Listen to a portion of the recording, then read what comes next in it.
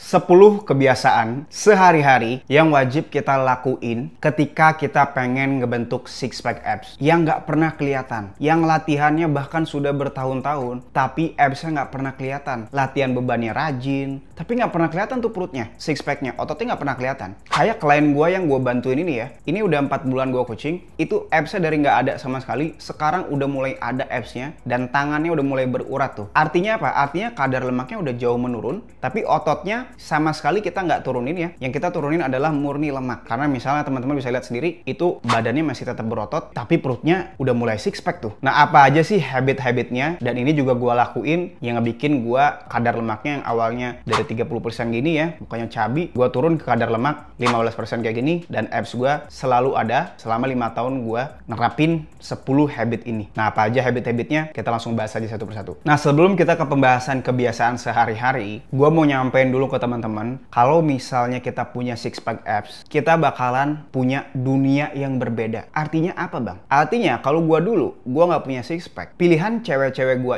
itu terbatas, Pak. Kalau gue mau naik dari cewek-cewek kelas, ibaratnya dari 1 sampai 10 cakep banget gitu ya. Dari 5 ke 6 nih ya, cewek-cewek 5 ke 6, itu gue harus apa? Harus pakai duit, Pak. Tapi ketika gue udah punya six pack, nilai gue tuh jauh bertambah. Gue mau nyari cewek kayak sekarang misalnya ke 8, 9, 10 gitu ya, itu gue nggak butuh duit yang terlalu banyak. Walaupun tetap butuh duit ya, tapi duitnya nggak sebanyak kalau gue value-nya masih kayak dulu. Kadar lemaknya tinggi, badan yang nggak keurus, muka jadi ikutan juga lemaknya tinggi ya, jadi nggak menarik. Jadi dunia kita bakalan jadi berbeda. Termasuk juga buat yang perempuan ya. Jadi buat yang perempuan, kalau semakin kadar lemaknya semakin rendah, itu tangannya semakin kecil, semakin feminim. Cowok-cowok tuh semakin pengen ngedeketin. Tapi kalau gembrot kalau gembrot, kita cowok-cowok tuh mikir, ini makan berapa kali nih sehari?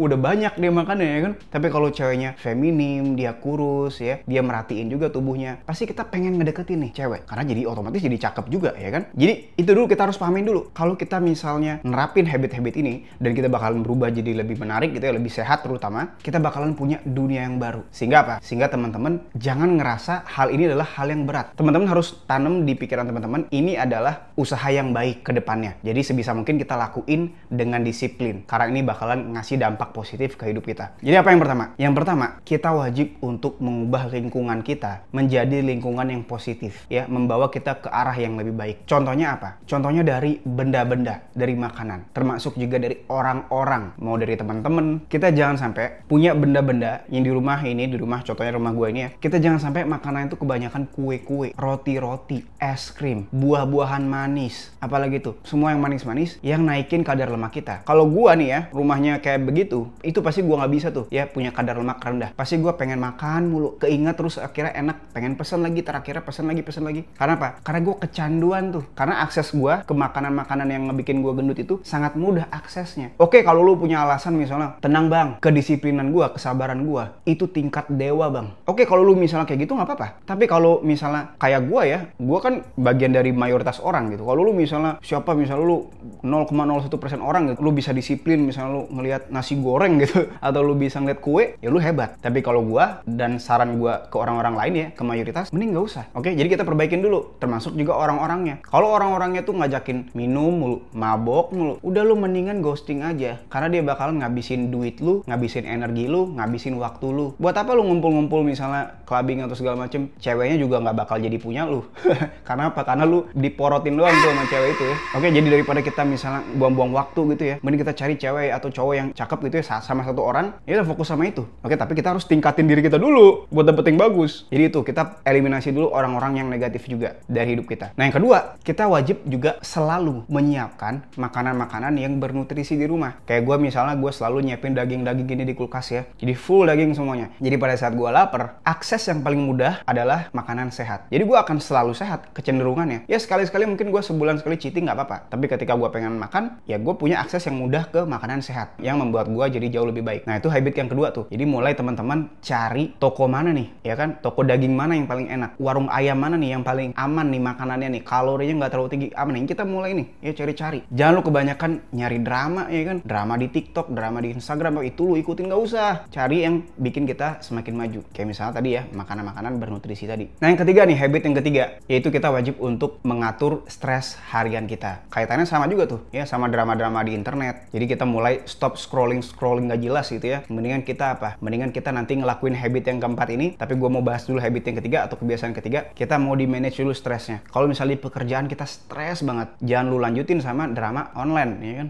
Ada drama ABCD, nggak usah dilanjutin, di skip aja. Dan juga kalau misalnya kita lagi stres banget di pekerjaan, kita nggak usah maksain tuh untuk ngelakuin program latihan yang intensitasnya terlalu tinggi. Ntar kita malah flu, ya kita malah ngedrop. Kita bukan Superman. Kalau Superman mah nggak apa-apa, kita manusia biasa. Jadi ngapain bang kalau gue nggak scrolling TikTok? Kita wajib untuk ngelakuin kebiasaan yang keempat ini apa? Ini adalah kewajiban yang paling ultimate, yaitu kita wajib untuk jalan kaki setiap hari. Mau lu orang miskin, mau lu orang kaya, mau lu naik mobil, mau lu naik transportasi umum, kita wajib jalan kaki. Karena jalan kaki itu adalah fitrahnya manusia. Dari dulu manusia jalan kaki. Tiba-tiba gara-gara ada penemuan handphone gitu ya, sama penemuan ojek online, kita tiduran mulu, duduk mulu. Bahkan sampai ada studinya tuh, kalau orang duduk itu kematiannya meningkat, tingkat kematiannya meningkat karena dia duduk doang. Karena kita ngelawan kodratnya manusia, ibaratnya. Ibarat lu ngelawan fenomena alam gitu loh. Kita kan fenomena alam, ada manusia di sini kan fenomena alam. Yang harusnya kita jalan, kita malah duduk mulu, tidur mulu. Jadi yang keempat, kita wajib jalan kaki. Minimalnya berapa? Minimalnya kalau berdasarkan di studi 2022 ini ya, kita mau jalannya 8.000 sampai 10.000 langkah. Karena terbukti kita bakalan menurunkan tingkat obesitas sebanyak 31%, dan bukan cuma itu, sleep apnea atau gangguan tidur bakalan menurun juga ketika langkahnya tuh naik tuh dari 8.000 sampai 10.000. Dan juga GERD kita bakalan membaik. Kalau ada GERD, depresi juga kita nggak akan makin depresi karena jalan kaki merilis hormon kebahagiaan. Jadi itu kebiasaan yang keempat. Mau dimanapun kita harus jalan. Apalagi kalau kita mau bentuk six pack abs, perut yang rata banget, yang bener-bener lean, kering badannya. Kita nggak bisa jalannya itu cuma 8.000 terus. Kita mau naikin terus sampai ke jalannya 15.000 langkah setiap harinya. Kalau mau sehat doang mah 8.000 10.000 cukup. Tapi kalau mau sampai six pack yang kelihatan, beda dari orang lain biasanya badannya, kita naikin sampai 15.000 langkah. Nah yang kelima nih, kebiasaan yang kelima, kita wajib menerapkan puasa atau intermittent fasting. Jadi kalau misalnya teman-teman langsung nih, pagi-pagi udah langsung minum kopi manis, pagi-pagi udah langsung minum es teh manis, atau makan pisang goreng, ya kan pisang goreng sama kopi manis, wah itu mah enak banget emang. Nah kita mau ngedelay sarapan kita, jadi jangan langsung misalnya kita kasih energi, apalagi pada saat kita jalan kaki, kita masih keadaannya puasa, itu pasti semua lemak bakalan langsung dipakai sebagai sumber energi. Jadi kita mau terapin puasa ini, kalau bisa ya kita mulai dulu yang paling kecil, 12 jam puasa, 12 jam jendela makan. Nanti kita pelan-pelan naikin tuh ke 16 jam puasa, 8 jam makannya. Karena puasa ini penting banget. Yang pertama, kita bakalan bisa mengontrol insulin kita. Sehingga di insulin kita itu tuh lebih sensitif. Karena dia hanya di jam makan doang nih naiknya. Nggak setiap jam kita naikin hormon insulin itu. Bukan berarti hormon insulin yang naik itu jahat atau buruk. Nggak juga. Tapi kita mau insulinnya tuh lebih terkontrol aja. Karena selama ini, apalagi buat teman-teman yang obesitas, itu pasti makannya tinggi karbo, gula darah naik, insulin juga naik. Dan itu setiap hari itu berjalan terus. Setiap jam. Nah kita mau puasa untuk mengembalikan insulinnya agar lebih sensitif lagi. Sehingga apa? Sehingga kalau insulinnya lebih sensitif, kita ngerilis lemaknya itu jauh lebih banyak. Nah itu kebiasaan yang kelima ya. Kita wajib puasa. Dan juga kalau puasa itu, misalnya kalau udah malam ya, kita nggak usah makan lagi. Karena kalau kita makannya pada saat mendekati menjelang tidur gitu ya, kita bakalan tidurnya jadi ke-delay. Karena suhu tubuhnya naik banget. Ya suhu tubuhnya naik banget, kita tidurnya jadi susah. Jadi penting tuh puasa untuk tidur juga. Cuman ingat, kalau pada saat buka puasa, jangan kedikitan makannya. Nanti malah kita insomnia, susah tidur. Nah kaitannya sama makanan, kebiasaan yang keenam, ini wajib banget. Apalagi kalau kita mau bentuk six pack abs ya. Kebiasaan yang keenam, kita wajib untuk makan protein minimal 2 kali berat badan kita. Atau sekalinya makan, kita 50 gram protein sampai 100 gram protein di sekalinya makan. Kalau misalnya contohnya ya, itu 400 gram paha ayam filet atau misalnya steak. Oke, itu minimalnya. Kita makan 2-3 kali pada saat dibuka puasa itu. Jadi itu pentingnya protein. Karena yang ngebikin otot kita, rambut kita, kulit kita, tulang itu semua protein, Pak. Nah, kebiasaan yang ketujuh, ini kaitannya sama jangka waktu kita nih. Kapan nih kita bakalan punya six pack? Jadi kita bisa memprediksi, yaitu apa? Kita mau nimbang berat badan kita dan juga mengukur lingkar perut kita. Pusar ketemu pusar. Jadi kita mau di pagi hari setelah buang air kecil, buang air besar, jangan pakai baju, kita timbang berat badan dan juga kita ukur lingkar perut kita. Nanti setiap minggunya kita ukur lagi nih. Nah, nanti ketahuan tuh apakah kita disiplin di minggu itu atau kita misalnya di minggu itu kita lagi banyak kerjaan sehingga kita jadi cheating lah, atau misalnya kita stres, kita nggak sempet ngapa-ngapain gitu, nggak sempet jalan misalnya, ketahuan tuh. Dan kita wajib catat tuh ya ukuran-ukuran itu. Nah, kebiasaan yang ke-8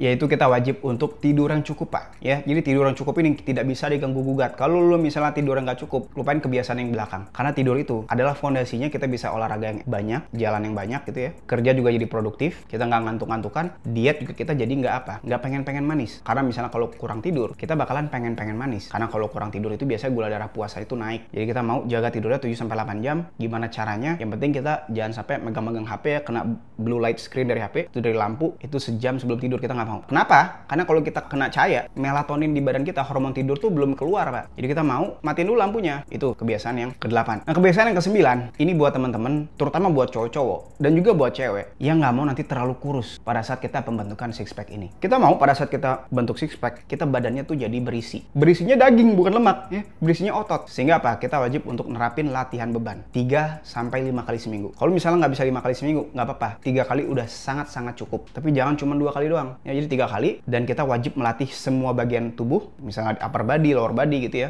Supaya apa? Supaya nanti kalau otot kita banyak di badan, kita lebih duluan nih untuk nyampe ke six pack abs itu. Karena kalau punya otot, BMR kita naik. BMR itu adalah settingan pabrik kalori kita. Misalnya si A dia nggak pernah latihan beban, dia cuma bakal 1000 nih. Tapi si B dia latihan beban, dia punya otot, dia pembakarannya 1200 per harinya. Otomatis siapa yang lebih cepat? Otomatis si B, karena dia bakar lemak terus tuh, karena dia punya otot. Jadi kita mau latihan beban. Nah, gimana aja program latihan bebannya? Teman-teman bisa tonton di video yang ini ya. Gue udah bikinin ya buat latihan pemula, oke? Atau kalau misalnya teman-teman mau langsung di coaching dari gue bikinin menu makanannya lengkap, bahan-bahan makanannya gimana, cara masaknya, kalau lagi di luar itu pesannya apa aja, terus porsi makannya kayak gimana, termasuk juga program latihan harian mau di gym ya untuk naikin massa otot, ataupun misalnya di rumah gitu, atau misalnya di hotel dimanapun, gue bakalan bikinin setiap harinya. Gue bakalan monitor juga setiap hari ya, gue bakalan bimbing langsung. Nah, kalau misalnya teman-teman tertarik gue bimbing langsung, teman-teman bisa daftar di link di deskripsi. Nah, jadi gitu ya. Jadi sekarang kita bahas kebiasaan yang terakhir. Sebenarnya ini kebiasaannya itu nggak penting-penting amat. Ini nggak penting-penting amat nih. Karena apa? Karena ini bisa jadi malapetaka kita. Tapi ini juga bisa jadi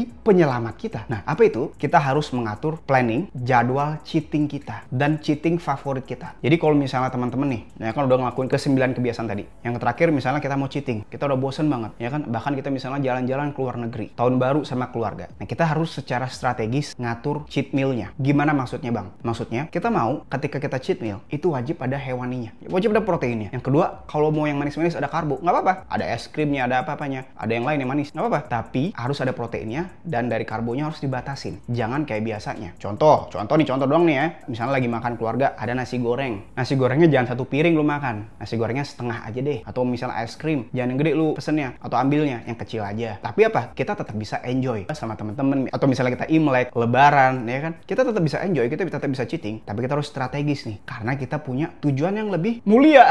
Tujuan yang lebih tinggi. Yaitu apa? Bentuk badan baru ini. Badan yang lebih bagus dan naikin value diri kita. Jadi itu kebiasaan-kebiasaannya. Lakuin dalam 6 bulan minimal ya. Teman-teman bakalan jauh berubah badannya. Oke, kalau misalnya teman-teman masih bingung, langsung komen aja di kolom komen. Atau misalnya teman-teman pengen langsung di coaching dari gua, langsung daftar di link di deskripsi. Segitu aja video gua. See you next video. Bye-bye.